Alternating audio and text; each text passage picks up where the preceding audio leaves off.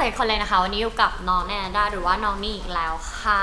วันนี้มาแบบทางการนิดนึงนะคะเพราะว่าจะมาบอกสินค้าดีๆค่ะเข้าขายเลยแต่ก่อนจะเข้าขายคือต้องบอกก่อนว่าตัวนี้ไม่เหมือนสินค้าอื่นโดยทั่วไปที่แนนเคยรีวิวมาทั้งหมดนะคะเพราะว่าตัวนี้เป็นการคิดค้นมาจากก้นบึ้งของตัวน้องแนนเองแต่ว่าไม่ใช่แนนคนเดียวที่คิดค้นขึ้นมานะคือแนนได้มีการจับมือร่วมกับผู้รู้ของจริงแต่ก่อนจะไปบอกว่าตรงนั้นคืออะไรยังไงเนี่ยขอเล่าปัญหาก่อนแนนเชื่อว่าสาวๆหลายคนอาจจะเป็นแบบแนนคือแนนก็แบบอาจจะเป็นจุดบกพร่องอย่างหนึ่งที่ทำให้เราเสียเซลล์ได้เลยนะคือหน้าสวยแต่ตรงนั้นแบบมีปัญหานึกออกปะคือต้องใช้คำว่ามีปัญหาเลยนะทุกคนเพราะว่าอย่างแนนคือเซนซิทีฟมากถ้าใครติดตามแนนทาง Instagram ก็จะรู้อยู่ว่าแนนไปหาหมอบ่อยมากๆนะคะในเรื่องของตกขาวในเรื่องของกลิ่นหรือว่าในเรื่องของการแบบอาการคันอะไรอย่างเงี้ยมันไม่ได้เกิดจากมีแค่เพศสัมพันธ์เธอเข้าใจปะคือฉันดูแลดีแค่ไหนอะก็เกิดขึ้นได้แล้วฉันก็เลยถามแบบปรึกษาคุณหมอว่ามันจะต้องทำยังไงอะไรยังไงคือพี่หมอเขาบอกว่าจริงๆแล้วอะคือปัญหาพวกนี้มันเกิดขึ้นได้ถ้าเกิดตรงนั้นเราเซนซิทีฟแนนก็เลยแบบไปพัฒนาสูตรคือเราทำคนเดียวมันก็จะดูแบบไม่จึ้งใจนึกออกปะเพราะว่าแนนรู้สึกว่าสินค้าเนี้ยหรือว่าผลิตภัณฑ์เนี้ยที่จะออกมามันจะต้องออกมาแบบแก้ไขปัญหานี้ได้จริงๆเรื่องแบบเนี้ยแนนเลยต้องให้ผู้เชี่ยวชาญด้านตรงเนี้ยมาช่วยแนนก็เลยไปพัฒนาสูตรกับพี่หมอเกี่ยวกับแบบตรงนั้นนะคะเป็นพี่หมอที่น่ารักมากก็คือพี่หมอเอื้อแต่ก่อนจะไปพบพี่หมอเอื้อแนนขอให้ไปดูบรรยากาศในการถ่ายแบบก่อนเพราะว่าสินค้ารอบนี้แนนออกมานะคะน้องชื่อว่าอินติมี่นะคะอินติมี่เนี่ยไม่ได้มีแค่น้องสาวของเราที่จะล้างจุดซ่อนเลนแต่อินติมี่จะมาดูแลในจุดซ่อนเลนของทุกๆคนไปดูการถ่ายแบบกันค่ะ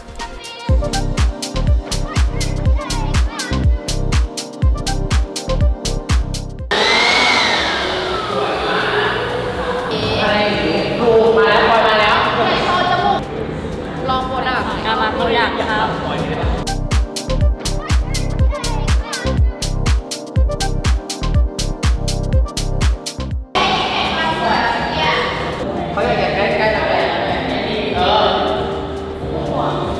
ถ่ายรูปคู่แล้วไม่ใช่คู่ธรรมดาคู่แบบพรีเวดดิ้งอันยัง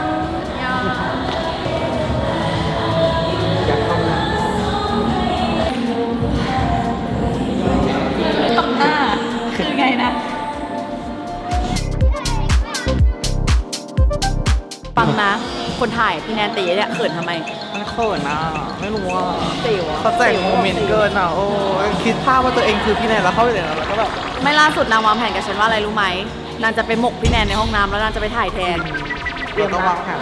เราสองคนก็คือสลับเลยไม่คือฉันน่ะเฉยๆแต่เธออ่ะคือกระติ๊บเลยพี่หยกเดี๋ยวหนูจะวางแผนแบบว่าไปหมกพี่แนนในห้องน้ำแล้วเดี๋ยวหนูไปถ่ายแทน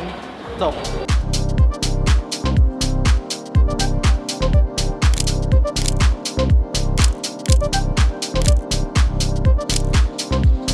เป็นไงล่ะคะฉันเลือกนายแบบคัดมากับมือแต่เป็นว่าเดี๋ยวเราไปคุยกับพี่หมอกันดีกว่าเพราะว่าเนี่ยเชื่อว่าน่าจะมีคำถามหลายๆคนที่แบบตั้งไว้ในหัวแหละว่าแบบใครใช้ได้บ้างเหมาะกับใครแบบไหนยังไงมีอะไรเลิศมีอะไรดีราคาเท่าไหร่ใช้แบบไหนยังไงฟังหมอพูดนะคะสวัสดีค่ะตอนนี้นะคะนันก็อยู่กับพี่หมอเอื้อแล้วนะคะเดี๋ยวให้พี่หมอเอื้อแนะนำตัวนิดนึงค่ะค่ะสวัสดีค่ะสวัสดีนะคะหมอเอื้อนะคะแพทย์หญิงเอื้อนงทองทัพนะคะสูตินรีแพทย์นะคะแล้วก็ผู้เชี่ยวชาญเฉพาะทางด้านมีบุตรยากนะคะประจำพรีเมียร์ Fertility Clinic ค่ะเห็นเวลาฉันบอกแล้วว่าฉันมาฝากอนาคตกับพี่หมอคืออะไรมาฝากไข่กับพี่หมอค่ะแล้วก็เมาไปเมามาเนาะพี่หมอคือแบบคือบางทีก็เขินพี่หมอเพราะว่าทุกครั้งที่มาน้องแนนต้องขึ้นขายอย่างเหมือนที่ทุกคนจะรู้กันอยู่ว่าแบบว่ามาตรวจไข่เนาะมาแบบว่านู่นนี่นั่นโน่นอะไรอย่างเงี้ยน้องแนนก็เลยปรึกษาพี่หมอไปบ้างกรุบบ้างอะไรอย่างเงี้ยจนกระทั่งแบบรู้สึกว่าอุ๊ยคุยถูกคอกันด้วยแนนก็เลยขอพี่หมอช่วยพัฒนาสูตรหน่อยเพราะแนนรู้สึกว่าแบบเนี่ยแบบตรงเนี้ยมันน่าจะมีคนที่มีปัญหาเหมือนกันเพราะว่าพี่หมอคิดว่ากี่เปอร์เซ็นต์ คือเรียกว่าเป็นส่วนใหญ่เลยค่ะของเวลาคนไข้เดินมาหาเราเกี่ยวกับเรื่องของแบบความกังวลใจนะจุดซ่อนเลนนะคะไม่ว่าจะเป็นเรื่องของการตกขาวผิดปกติคัน ค่ะ กลิ่นที่ไม่พึงประสงค์อันเนี้ยก็คือจะเป็นเมนหลักเลยเวลาคนไข้เดินมาปรึกษาเราเกินแบบว่า 50% เกิน 50% ของคนไข้ที่เดินเข้ามาสำหรับหาสูตินรีแพทย์นะคะ ค่ะ ใช่ ก็คืออยากจะบอกว่า3หัวข้อที่พี่หมอบอกไปก็น้องแนนก็เป็นครบ เป็นบ้างในบาง ก็คือเป็น ช่ว บ้างเซ ใช่ นซิทีฟ ใช่ จากอะไรไม่รู้เหมือนกันพี่หมอ ค่ะ ด้วยสูตรนี้ที่เราคิดค้นกันมาจับมือร่วมกับพี่หมอมาเนี่ยค่ะออกมาเป็นอินติมี่ของเราเนาะก็คือต้องบอกก่อนว่าตัวเนี้ยไม่ได้มีแค่ผู้หญิงไม่ได้มีแค่ผู้ชายแต่เราแบบดูแลแบบทุกๆคนแต่ว่าถ้างั้นเนี่ยจะให้พี่หมอพูดนิดนึงว่าแบบตัวอินติมี่มันลดกว่าคนอื่นยังไง ก็คือตัวอินทิมี่เราเนี่ยจะแบ่งเป็น2สูตรนะคะก็คือตามสรีระเพศนะคะก็จะแบ่งเป็นผู้หญิงผู้ชายใช่ไหมคะเนื่องจากอะไรเพราะว่าในผู้หญิงและผู้ชายเนี่ยจะมีค่า pH ที่แตกต่างกันนะคะในของคุณผู้หญิงเนี่ยช่องคลอดเราเนี่ยจะมี pH อยู่ในช่วงประมาณ 3.8 ถึง 4.2 นะคะเพื่อมันก็จะมีความเป็นกรดอ่อนๆเพื่อรักษาสมดุลแบคทีเรียตัวที่ดีเนี่ยให้คงอยู่ไว้ได้นะคะแต่คุณผู้ชายเนี่ยเขาก็จะเป็นแบบผิวหนังปกติ เพราะฉะนั้นเนี่ยค่า pH ของเขาเนี่ยก็จะอยู่ที่ประมาณ5 ถึง 7 5.5 ถึง 7 ประมาณนี้นะคะเพราะฉะนั้นเนี่ยเราก็ต้องมีสูตรที่มันแตกต่างกันเพื่อให้เหมาะกับค่า pH ที่แตกต่างกันในแต่ละเพศใช่ค่ะ พี่หมอคะแล้วอันเนี้ยแนนว่าคือแนนอยากถามนิดนึงว่าอย่างเพื่อนแนนมีเป็น LGBTQA+ คือหลากหลายเลย อย่างนี้จะแบ่งในการใช้อินติมี่ยังไงดีคะ โอเคเราต้องประเมินก่อนว่าเป็น LGBTQ เนี่ยเราแปลงเพศหรือยังใช่ไหมคะถ้าเรายังไม่ได้แปลงเพศอันเนี้ยก็ต้องดูตามสรีระเพศของคนคนนั้นนะคะว่าโดยกายภาพเนี่ยเขาเป็นเพศอะไรเป็นอวัยวะเพศหญิงก็ใช้ตัวที่เป็นฟิเมนีน ค่ะ แต่ถ้าเป็นผู้ชายก็ใช้ตัวมัสคูลีน ค่ะ นะคะแต่นี้ถ้าเป็นกรณีที่เราแปลงเพศแล้วนะคะพูดถึงในกรณีที่แปลงจากชายเป็นหญิงก่อนนะชายเป็นหญิงเนี่ยก็จะแบ่งเป็น2กรณีนะคะถ้าเกิดว่าใช้กรณีที่เป็นของตัวพีนายก็คือใช้ของเขาเรียกผิวหนังด้านนอกเบรนที่เป็นถุงอัณฑะหรือว่าเบรนอวัยวะเพศเนี่ยเข้าไปทำช่องคลอดเทียมแบบนี้นะคะเราอาจจะต้องมีการถ่างขยายช่องคลอดเทียมนะแล้วก็อาจจำเป็นต้องมีการส่วนล้างด้วย เพราะว่ามันก็คือผิวหนังของเรานั่นแหละค่ะที่เข้าไปเป็นช่องคลอดมันอาจจะมีเกิดเป็นขี้ใครเป็นแบบว่ามีความอับชื้นเหม็นอับได้อย่างเงี้ยร่วมกับการที่เขาต้องถ่างขยายเพราะฉะนั้นเนี่ยแบบเนี้ยแนะนำว่าก็คือใช้ตัวมัสคูลีนนั่นแหละเพราะว่า pH มันก็คือเหมือนผิวหนังทั่วไปใช่ไหมคะก็อยู่ที่ประมาณ 5-7 อะไรเงี้ยนะคะร่วมกับอาจจะส่วนล้างได้ด้วยนะคะเข้าไปในช่องคลอดแต่ถ้าเป็นกรณีอีกแบบหนึ่งที่ใช้ส่วนของลำไส้ใหญ่ที่เป็นซิกมอยด์โคลอนในการทำช่องคลอดเทียมอันแบบเนี้ยแนะนำว่าไม่ควรส่วนล้างเพราะว่ามันจะมีเยื่อบุที่ค่อนข้างบางนะคะก็คือไม่ควรจะส่วนล้างข้างในเราอาจจะใช้ตัวมัสคูลีนเนี่ยล้างข้างนอกตามปกติได้เหมือนกันนะคะแต่นี้ถ้าเป็นกรณีที่การแปลงเพศจากผู้หญิงเป็นผู้ชายนะคะอันนี้ส่วนใหญ่ก็ต้องมีการตัดมดลูกตัดรังไข่แล้วก็ร่วมกับอาจจะต้องเย็บปิดช่องคลอดแบบนี้เราก็ใช้ตัวมัสคูลีนล้างด้านนอกได้ตามปกตินะคะ พี่หมอคะเรารู้แล้วว่าอินติมี่ของเราลดยังไง แต่ทีนี้แล้วแนนอยากให้พี่หมออธิบายในเรื่องของสารสกัดหน่อย ก็คือทั้ง2สูตรนะคะของทางคุณผู้หญิงผู้ชายเนี่ยก็จะมีสารสกัดที่เหมือนกันทั้งหมด5ชนิดนะคะอันแรกก็คือจะเป็นตัวซิตรัสอันชิลนะคะอันนี้เป็นสารสกัดซิติบัตจากเปลือกส้มนะคะก็จะช่วยปรับประโลมผิวนะคะแล้วก็ช่วยเรื่องของลดปัญหาการระคายเคืองผิวค่ะแล้วก็อันที่2ก็จะเป็น deodorization active นะคะอันนี้จะเป็นสารสกัดจากทั้งหมด3ส่วนด้วยกันนะคะก็คือจะเป็นจากไบยูคาลิปตัสนะคะแล้วก็ไซโครแดคตินนะคะแล้วก็สารสกัดจากส้มผดนะคะอันนี้ก็จะช่วยเรื่องของการมอบความชุ่มชื่นนะคะแล้วก็ลดปัญหากลิ่นให้นะคะอันที่3ก็จะเป็นเรื่องของ 3% กลีเซอรีนนะกลีเซอรีนก็จะรู้กันอยู่แล้วว่าเพิ่มความชุ่มชื่นลดการระคายเคืองนะคะอันที่4ก็จะเป็นโคโค่บีแทนนะคะตัวนี้ก็จะใช้แทนในเรื่องของส่วน SLS ก็คือไอ้พวกนี้เป็นสารลดแรงตึงผิวนะซึ่งเราจะไม่ใช้นะเราใช้ตัวนี้แทนเพราะเป็นสารสกัดจากธรรมชาติซึ่งก็จะปลอดภัยนะคะอันที่5ก็จะมีเทคโนโลยีอโรมากาศนะคะซึ่งอันเนี้ยมันจะแตกต่างจากน้ำหอมทั่วไปเพราะว่าตัวเนี้ยเราจะเปลี่ยนการรับรู้ของสมองในกลิ่นที่ไม่พึงประสงค์เนี่ยให้มันเป็นกลางแล้วเราจะแทนที่ด้วยสิ่งที่หอมเข้าไปเพราะฉะนั้นเนี่ยมันจะดีกว่าน้ำหอมที่เราแค่เอาก ลิ่นหอมเข้าไปแทน ค่ะ แต่ตัวนี้เราจะลดกลิ่นที่ไม่พึงประสงค์ให้เป็นกลางก่อน แล้วก็แทนที่หอมเข้าไปอีกเพราะฉะนั้นมันจะดีกว่าน้ำหอมโดยทั่วไปนะคะหลักๆเนี่ยทั้งสองผลิตภัณฑ์เนี่ยมีทั้ง5ชนิดเนี่ยครบถ้วนเหมือนกันนะคะสิ่งที่แตกต่างก็คือในของคุณผู้หญิงเนี่ยในฟิมินีเนี่ยก็จะมีเรื่องของแลคติกแอซิดนะคะที่จะเข้ามาก็คือกรดน้ำนมนะอันนี้จะช่วยในเรื่องของปรับสมดุลผิวนะคะทำให้ผิวกระจ่างใสแล้วก็ผลัดเซลล์ที่ตายแล้วที่แห้งเนี่ยออกไปนะคะส่วนผู้ชายเนี่ยที่แตกต่างก็จะมีเรื่องของสารสกัดจากภูคาวตัวนี้จะช่วยลดในเรื่องของแบคทีเรียได้ค่อนข้างดีนะคะเพราะฉะนั้นจะลดเรื่องของการเกิดสิวได้ค่อนข้างดีสามารถที่จะใช้บริเวณสิวที่หลังของเราหรือเว้นที่ก้นอะไรเงี้ยได้เลยนะคะจากสารสกัดภูคาวตรงนี้จะช่วยลดได้นะคะ ก็เพราะว่าอินติมี่ของเราอ่อนโยนมากทุกคนคือต้องเล่าอย่างนี้ก่อนว่า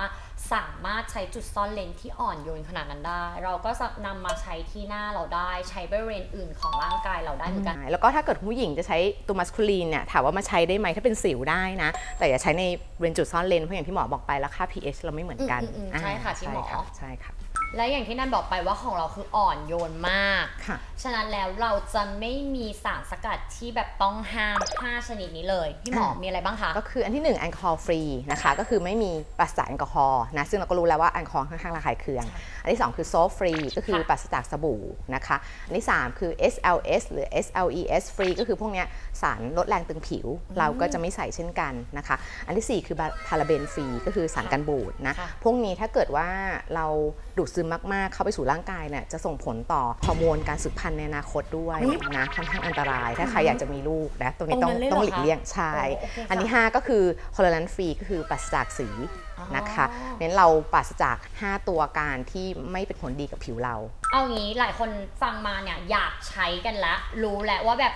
เลิศนะอยากลองนู่นนี่นั่นโน่นมันจะมีหลากหลายคำถามเกิดขึ้นว่าแล้วใช้น้ำเปล่าล้างไม่ดีกว่าหรอคะหมายถึงว่าจุดซ่อนเลนอันนี้ของใช่ของผู้หญิงคือจริงๆถ้าล้างจุดซ่อนเลนของผู้หญิงเนี่ยน้ำเปล่าก็ล้างได้ค่ะแต่ด้วยความที่อย่างที่หมอบอกแต่ที่แน่ๆก่อนเราห้ามส่วนล้างช่องคลอดนะห้ามส่วนล้างช่องคลอดได้บริเวณด้านนอกเท่านั้น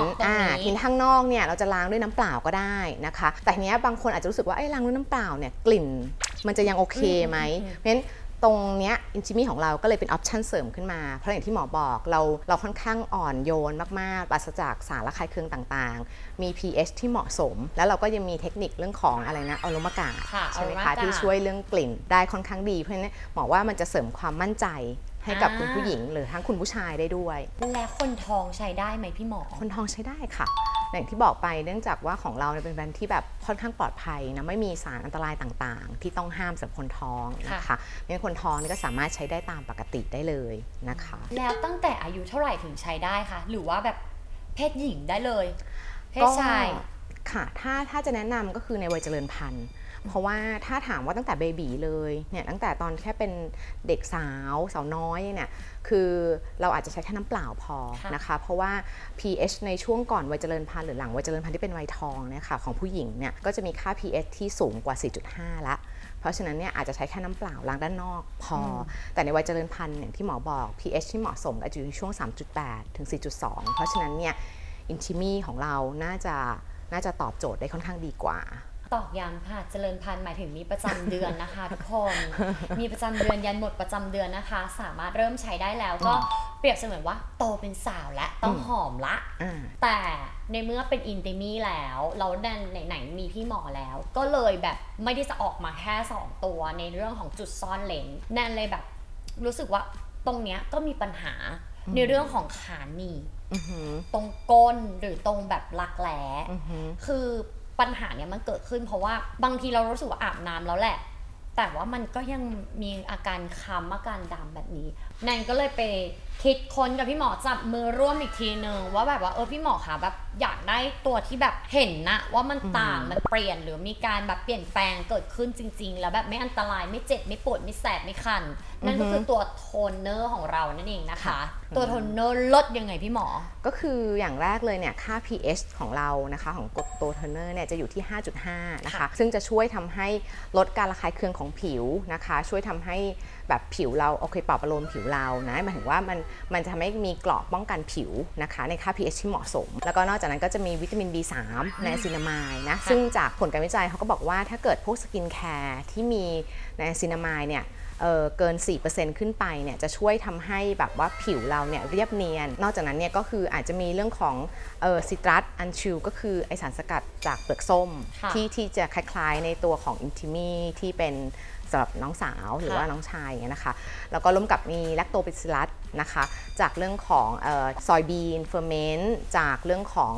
จิงเซนเฟอร์เมนต์แล้วก็เรื่องของไรซ์เฟอร์เมนต์นะตัวนี้ก็จะเป็นสารสกัดจากธรรมชาติที่ช่วยลดเลือนพวกรอยคล้ำต่างๆให้จางลงนะคะแล้วก็มี HA สารสกัดจากผลไม้ตัวนี้ก็จะเป็นช่วยผัดผิวอยู่แล้วนะทุกคนมักจะรู้ดีแล้วก็เรื่องนึงก็เทคโนโลยีอโรมากาศเหมือนกันกับที่มีในอินทิมี ก็คือไปดับกลิ่นไม่พึงประสงค์ ใช่ แล้วก็ทำให้เรารู้สึกว่ากลิ่นหอมก็คือจริงๆแล้วใต้วงแขนของเราก็สำคัญเพราะหลายคนก็คือแบบบางคนแพ้เนาะพี่หมอแพ้แบบโรลออนแพ้แบบว่าตัวต่างๆที่จะทำให้ดับกลิ่นตรงนี้ได้แต่คือว่าตัวเนี้ยของเราที่ออกมาเป็นโทนเนอร์คือเพียงแค่คุณเช็ดเนี่ยจะสะอาดขึ้นไม่พอดับกลิ่นด้วยฆ่าเชื้อแบคทีเรียแล้วก็บำรุงไปในตัวนะคะว่าง่ายว่าใช้เช้าแล้วก็ก่อนนอนได้เลยเนาะใช่แล้วก็สำคัญก็คือปราศจากสารละลายเครื่องเหมือนเดิมไม่ว่าจะเป็นสีพาราเบนหรือว่าเป็นพวกแบบโซฟต่างๆแอลกอฮอล์อะไรเงี้ยเราก็จะไม่มีตรงนั้นเหมือนกันก็ว่าง่ายฉันทำกับคุณหมอแก ก็คือแบบคือบางทีเราอยากใส่อันนี้เพิ่มอยากมีอันนี้มากขึ้นอะไรเงี้ยพี่หมอก็ตีมือเลยบอกไม่ได้มันต้องเป็นแบบนี้ตามหลักแล้วทุกอย่างมันต้องเป๊ะและขอเมาส์อีกนิดนึงว่าอินตินี่ของเราเนี่ยไม่ได้แบบกอกก่อยนอกจากมีพี่หมอช่วยคิดสูตรแล้วเรายังผลิตที่เกาหลีนะคะก็คือว่าแบบเหมือนสารสกัดต่างๆนานาอยู่ตรงนั้นแล้วก็แพ็คแล้วก็ซีลแล้วก็ทุกอย่างแล้วก็อิมพอร์ตเข้ามาในไทยเลยโอ้ยคุ้มค่าเนาะพี่หมอเนาะคือสุดๆเลยเหมาะกับทุกท่าน ทุกคนจริงๆนะแต่ว่าทุกคนคงอยากรู้แล้วว่าหน้าตาอินจินี่จะเป็นแบบไหนยังไงแล้วก็ความรู้สึกต่างๆเดี๋ยวนั้นกลับไปเทสให้ดูค่ะและเราก็ถึงบ้านแล้วนะคะก็จะมาลองให้ดูนะคะนี่ก็คือ Intimie Underarm นั่นเองนะคะแล้วก็สามารถใช้กับบิกินี่ได้ด้วยบิกินี่ที่บอกว่าใช้ได้ก็คือบริเวณข้างขาของเรานะคะแล้วก็ใต้ก้นของเราด้วยนะคะอย่างของน้องแนนเนี่ยเดี๋ยวจะฉีดให้ดูแล้วก็เช็ดให้ดูนะนี่ข้างนี้นะคะเดี๋ยวฉีดให้ดูคือวิธีการใช้คือง่ายมากๆนะตัว Underarm ของเราพอเราคิดมาให้แล้วตัวนี้ก็ฉีดลงไปเลยหลังอาบน้ำเสร็จนะคะให้ชุ่มแบบนี้แล้วก็เช็ดส่วนขนขึ้นมาแบบนี้นะคะดึงคือไม่มีอะไรเลยเพราะอะไรรู้ปะใช้ทุกวันเดี๋ยวมาดูคนที่ไม่เคยใช้มาก่อนว่าจะเป็นยังไงอาม่ายกแขนขอแขนหน่อยใต้รักแร้อุ้ยรักแร้ขาวจังเลยใช้อะไรเนี่ยอินตินี่ เอามาลองนี่ไม่งี้โหมาแน่ใจนะว่าใช้อินติมี่รอเล่นโอเคจะใช้ได้ไงในเมื่อหลานสาวเพิ่งออกมาเองก็คือตอนเทสนะคะก็คือเทสในตัวน้องแนนนะคะรักแร้ก็เลยขาวกระจ่างใสแบบนี้นะคะขาวมากส่วนอาม่านี่แอบทาอะไรให้รักแร้ขาวหรือเปล่าฮะแอบโบกอะไรให้รักแร้ขาวเดี๋ยวมาดูมาว่าจะดำไหมมาคุณแม่ฉีดเช็ดโอ้โหคุณแม่ว้าว ทำอะไรมาเอ่ยอยู่กับครัวงงมากอันนี้นะจะบอกว่า Intimie Underarm นะคะกับบิกินี่เนี่ยสามารถเช็ดได้นะคะทุกวันหลังอาบน้ำเสร็จเพราะปกติแล้วเราอาบน้ำไม่ได้ว่าสะอาดหมดจดนะคะตัวนี้ก็คือทั้งบำรุงทั้งความสะอาดแล้วก็ทำให้กระจ่างใสด้วยเดี๋ยวไปเทสกันอีกนะคะอีก1ตัวนี่ Intimie นะคะอาม่าดมหน่อยอันนี้หอมไหมคะหอมเย็นอาม่าคิดว่าคืออะไรดีกลิ่นหอมมากเลยเซรั่มไหมโอ้เดี๋ยวให้บ้าดมให้หอมโอเคอันไหนมาดมเอาความจริงนะไม่ต้องอวยความจริงเลยหอมครีมอะไรหอมดิทาผิวเหรอไม่ใช่ค่ะตัวนี้คือIntimie นะคะของเฟอร์มินีนั่นเองนะคะก็คือสำหรับร้างน้องสาวจุดซ่อนเลนแต่อยากจะบอกว่าตัวเนี้ยของ Intimie เนี่ยใช้ได้นะคะก็คือวัยเจริญพันธุ์นะคะคุณมามีประจำเดือนอยู่ไหมไม่มีแล้วหมดใช้ได้ปะหมดวัยเจริญพันธุ์แล้วนะคะฉะนั้นแล้วเนี่ยช่องคลอดของคนที่หมดวัยประจำเดือนนะคะ จะเป็นค่า pH 5.5 จนถึง 7 ฉะนั้นแล้วเนี่ยใช้อินติมีไม่ได้เพราะว่าอินติมีค่า pH 3.8 ของคุณแม่สามารถใช้ตัวของผู้ชายเพราะว่าเป็น 5.5 นั่นเองนะคะ ตัวนี้นะคะก็คืออินติมีนะคะเฟมินีนพอได้มาแล้วก็ถูแบบนี้นะคะ จะบอกว่าของเราเนี่ยไม่ได้มีตัวสร้างฟองใดๆทั้งสิ้นนะคะ แต่ที่เกิดฟองแบบนี้คือฟองธรรมชาติจากโคโคนัทนั่นเองนะคะแล้วมาถึงตัวของผู้ชายบ้างนะคะมอสลินนั่นเองนะคะก็คือว่าจริงแล้วตัว pH 5.5 เนี่ยคือของผู้ชายไม่ว่า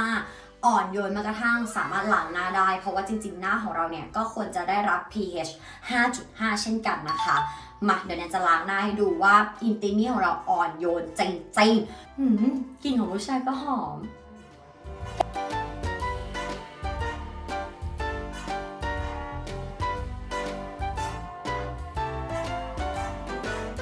สะอาดหมดจดแล้วถามว่าทำไมเราถึงเอาตัวอินติมีของผู้ชายมาล้างหน้าได้ก็อย่างที่บอกไปคือว่ามีค่า pH 5.5 นะคะแล้วยิ่งไปกว่านั้นคือตัวนี้ในการบำรุงนะคะฟีลลิ่งว่าไปเติมน้ำให้กับผิวของเรานะคะผิวน้องผู้ชายก็ต้องเติมเนาะเพราะไม่งั้นจะเหี่ยวย่นใดๆว่าไปไอ้ตรงนั้นแหละค่ะเราก็มาล้างหน้าได้ทำความสะอาดแล้วก็ทำให้ผิวหน้าของเราเนี่ยกลับมาเต่งตึงได้นั่นเองเหมือนกันค่ะฝากอินติมีไว้ในอ้อมใจด้วยนะคะ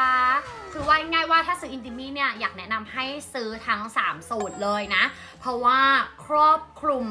ได้ทั้งตัวจริงไม่ใช่แค่ผลิตภัณฑ์ล้างจุดซ่อนเลนแต่เป็นผลิตภัณฑ์ที่ทำให้คุณรู้สึกสะอาดและปลอดภัยที่สำคัญบำรุงคุณแบบล้ำลึกด้วยเพราะอินติมีคิดค้นสูตรร่วมกับคุณหมอฉะนั้นปลอดภัยแน่นอนนะคะส่วนใครสนใจนะคะอินติมีตอนนี้ก็มีวางขายแล้วนะคะทั้งออนไลน์และออฟไลน์ตามนี้เลยนะคะฝากติดตามอินติมีด้วยนะคะเพราะจริงๆแล้วอันเนี้ยคือแบบแอบซุ่มทำแล้วก็ทุ่มทุนสร้างแบบมหาศาลมากที่หลายคนเห็นแนนแบบทำงานเยอะทำงานเหนื่อยหรือว่าอะไรเนี่ยแบบว่าพี่แนนรวยสุดๆไปแล้วนะคะนู่นนี่นั่นเนาะเอาจริงคือทำงานมาก็เอาเงินมาลงทุนกับตรงนี้ต่อตั้งใจมากเลยนะทุกคนเรื่องของราคานะคะก็ขวดละ390 บาทนะคะแล้วก็ตัว Underarm เนี่ยราคา590 บาทนะคะฝากนิดนึงหลายคนก็จะแบบทำไมอินติมีดูแบบใจยากตัวนี้นะหน่อยคือคุณพี่ขาใช้แค่กด1ปั๊มสามารถล้างน้องสาวจะขนาดเท่าไหนเนี่ยก็เอาอยู่นะคะขอใช้คำนี้ละกันแต่ถ้าเกิดคุณพี่ไม่กลัวเปลืองปุ๊บ5-6 ปั๊มก็ทำได้ค่ะเพราะว่าจะได้กลับมาซื้อกันบ่อยๆนะคะยังไงแล้วนะคะนั่นก็ขอตัวลาไปก่อนนะคะอยากจะบอกว่าใครซื้อมาแล้วบ้างฝากด้วยรีวิวกันได้นะคะดีค่ะ